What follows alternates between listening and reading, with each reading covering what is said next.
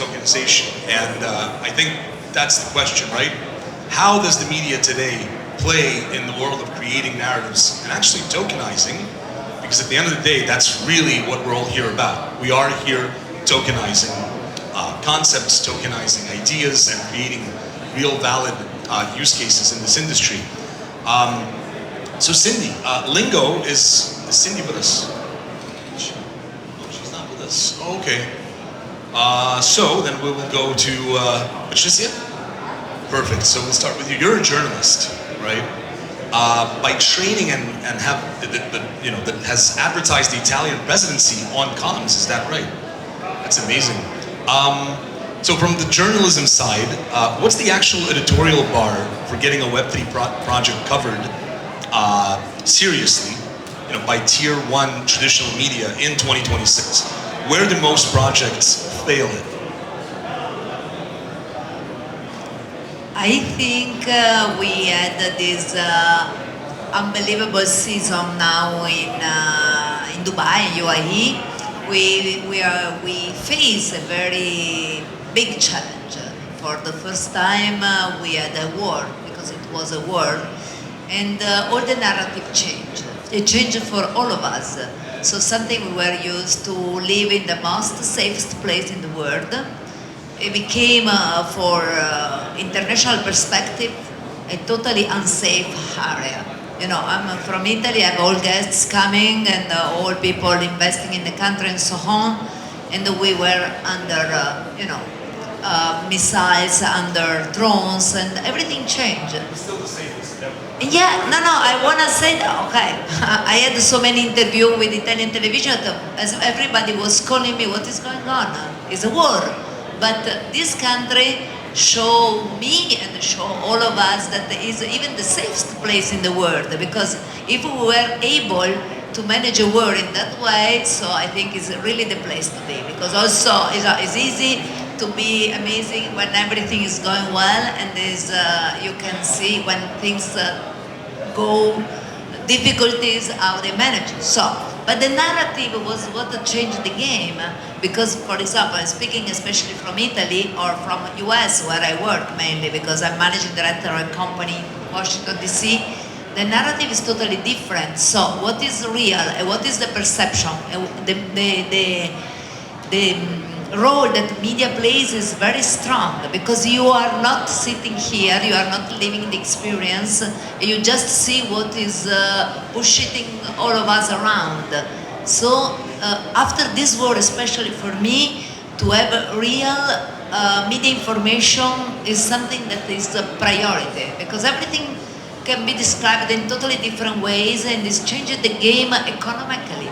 Because now it's very difficult, for example, for me, to have people that trust to come here business-wise. Okay, they are safe, flights are flying, but what's next? Sorry, yeah. In terms of Web3 media, how has that been impacted at all, you would say?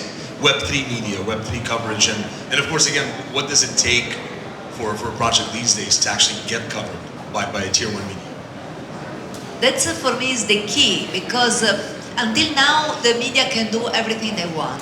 If I go in the Web3 and the tokenized information, I know that is something that is somehow certificate. It gives me the trust. What is the difference when you do a kind of blockchain in a sector? You make the sector secure, so you can trust it. And I think this is the direction we have to go.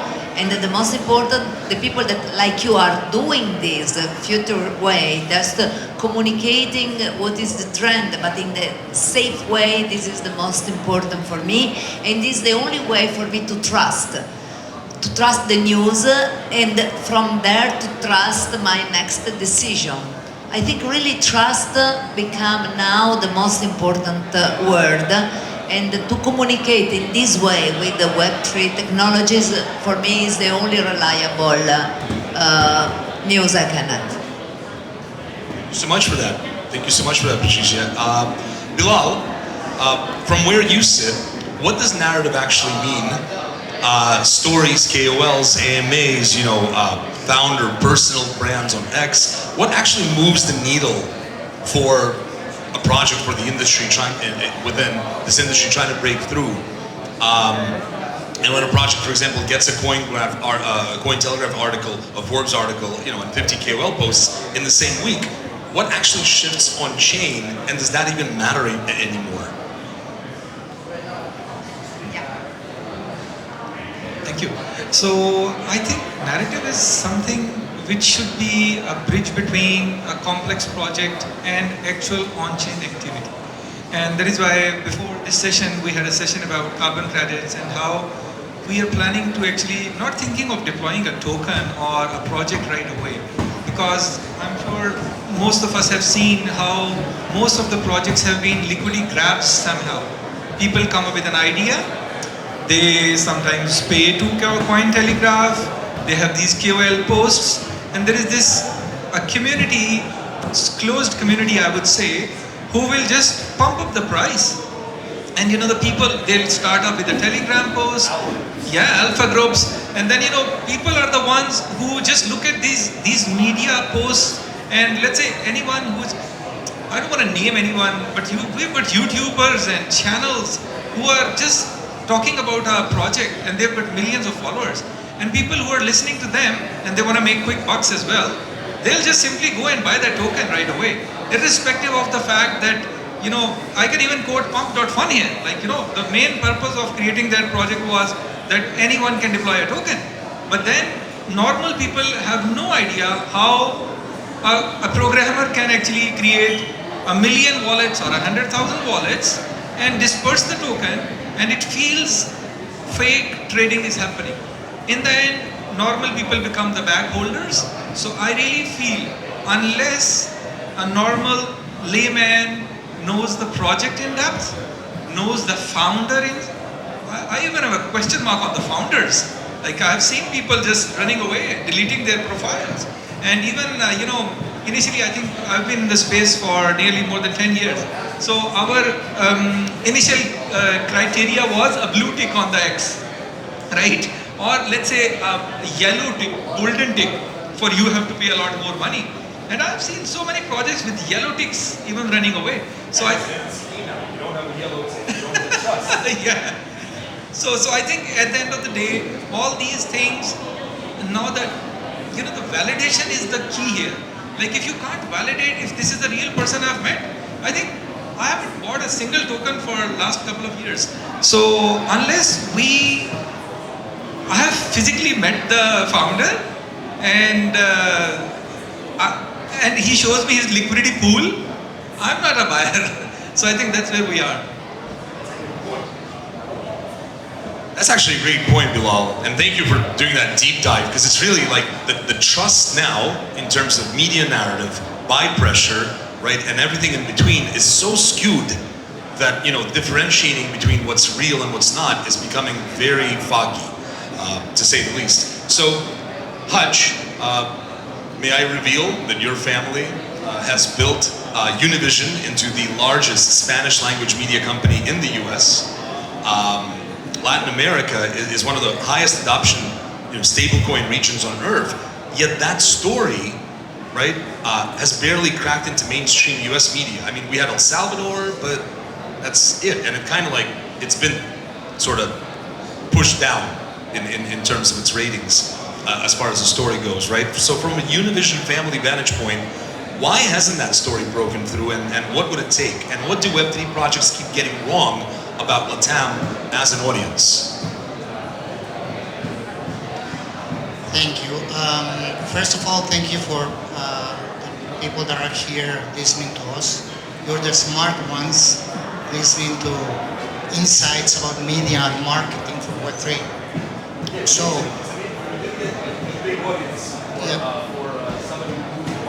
yeah, exactly. Media moves the market, right? So, thank you for being here and listening to us. So, I'm gonna go through some stages that involve what Patricia said, what Bilal said. So first off, media these days, what you were saying, how does a Web3 project get published? It's very easy. You can buy an article right now, anywhere in the world. You can buy an article, right?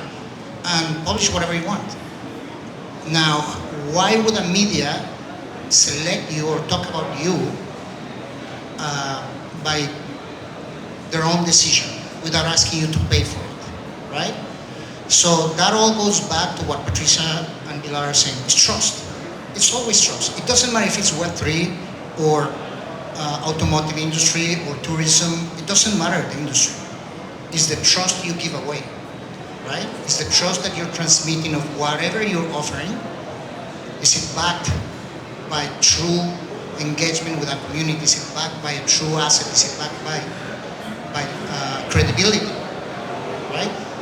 So what a lot of Web3 projects, look, when I arrived to Dubai, I arrived to develop Web3 TV. So over 3 years, we were present in every Web3 conference.